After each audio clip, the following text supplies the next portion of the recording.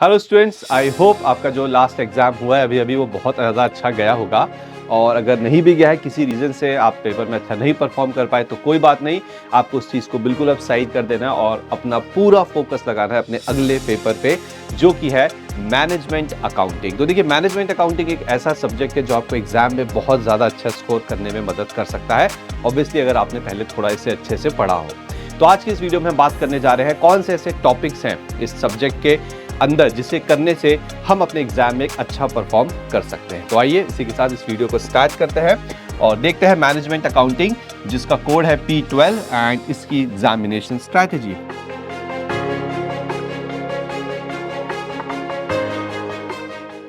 तो स्ट्रैटेजी पे जाने से पहले मैं एक बार आपको पेपर का पैटर्न बता देता हूं क्विकली। आई नो आपको शायद पहले से पता होगा या आइडिया होगा, बट स्टिल एक बार देखना बहुत ज्यादा जरूरी है। तो देखिए, आपका जो सबसे पहला क्वेश्चन है वो एमसीक्यू बेस्ड होगा। अब इस एमसीक्यूज के अंदर सिर्फ थ्योरी ही नहीं, यहाँ पे प्रैक्टिकल क्वेश्चंस भी आते हैं, न्यूमेरिकल्स भी होते हैं।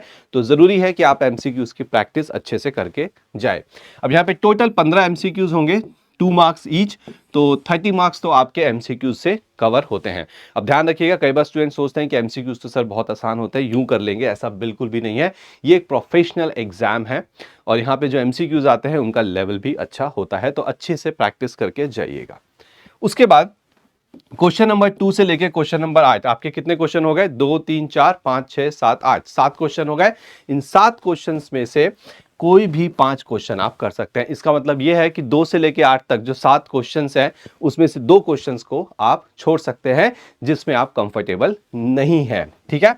और ये जो 5 क्वेश्चन आप करेंगे, इसमें हर क्वेश्चन के अंदर 2 पार्ट्स होंगे और उनका टोटल होगा 14 मार्क्स, यानी कि एक क्वेश्चन 14 मार्क्स का होगा और आपको करने हैं 5 क्वेश्चन, तो 14 इंटू 5 इजिकल्स टू 70। तो इस प्रकार आपके 100 मार्क्स यहाँ पे पूरे होते हैं। तो पेपर पैटर्न बहुत ही अच्छा है, बहुत ही कंफर्टेबल है। अगर आप अच्छे से यहाँ पे इसको प्लान आउट करते हैं तो आप पूरा पेपर भी अटेम्प्ट यहाँ पे बहुत आसानी से कर सकते हैं। आइए अब हम बात करते हैं अपनी रिवीजन स्ट्रैटेजी पे। ध्यान से देखिएगा, आपके पास टाइम बहुत ज़्यादा नहीं है, तो बिल्कुल आप इस चीज़ से मत जाइए कि मैं पूरा सिलेबस कर लूँगा या कर लूँगी, ओके मैं A to Z पूरा देख लूँगा, मैं थ्योरी कर लूँगा। ऐसा नहीं है, टाइम कम है और इस कम टाइम को कैसे इस्तेमाल करके, ठीक है, आप अच्छा स्कोर कर पाएंगे, वो मैं आप आज को बताऊंगा। तो देखिए, हमारी रिवीजन स्ट्रैटेजी के अंदर सबसे पहले आप लीजिए मार्जिनल कॉस्टिंग और उसके अंदर जो ट्रांसफर प्राइसिंग है उसे।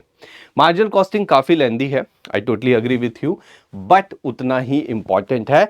ये अकेला, ठीक है, 30% तक की वेटेज रख सकता है आपके पेपर के अंदर। 30% बहुत होते हैं, ठीक है।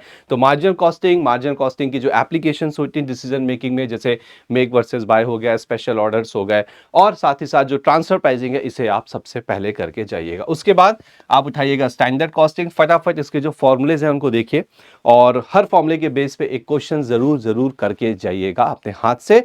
नहीं टाइम मिलता तो एक बार देख के भी जा सकते हैं। उसके बाद अगर हम बात करें तो वो है आपका बजटिंग। तो देखो, बजटिंग इजी भी है but budgeting at the same time tough भी हो सकता है अगर क्वेश्चन इसका थोड़ा सा ट्रिकी आ गया तो बजटिंग को बहुत अच्छे से रिवाइज करिएगा। तो सबसे पहले जो आपका टारगेट होगा रिवीजन में, that is marginal, then standard और फिर उसके बाद बजटिंग। जैसे ये 3 चैप्टर आपने किए, ये 3 यूनिट्स बोल लीजिए, टॉपिक्स बोलिए, तो एक तरह से आप ये समझ लिए कि आप पास तो हो जाएंगे। हाँ, अगर आप बशर्ते कि पूरा अच्छे से एग्जाम में करके आते हैं इन तीनों टॉपिक्स में से, कि उनकी वेटेज बहुत अच्छी है, ऑलमोस्ट ये तीनों मिला के 40 मार्क्स तक की वेटेज रखते हैं। उसके बाद अगर आपके पास वक्त बचता है, ठीक है, तो फिर आप आ जाइए अपने एक्टिविटी बेस्ड कॉस्टिंग और डिसीजन थ्योरी की। एक्टिविटी बेस्ड कॉस्टिंग बहुत ही आसान चैप्टर है। अगर आप इसे पहले करना चाहते हैं सबसे, तो आप कर सकते हैं, कोई प्रॉब्लम नहीं है, बट इसे करना जरूरी है, ठीक है। तो एक्टिविटी बेस्ड कॉस्टिंग करिए, एग्जाम में इसका क्वेश्चन आता है, और फिर आप डिसीजन थ्योरी पे आ जाइए। अब इसके बाद अगर आपके पास टाइम बचता है तो फिर आप जो डिविजनल परफॉर्मेंस है आप उसको एक बार गो थ्रू जरूर करिएगा। तो ये एक सिंपल सी स्ट्रैटेजी है, बहुत कॉम्प्लिकेट नहीं किया मैंने स्ट्रैटेजी को।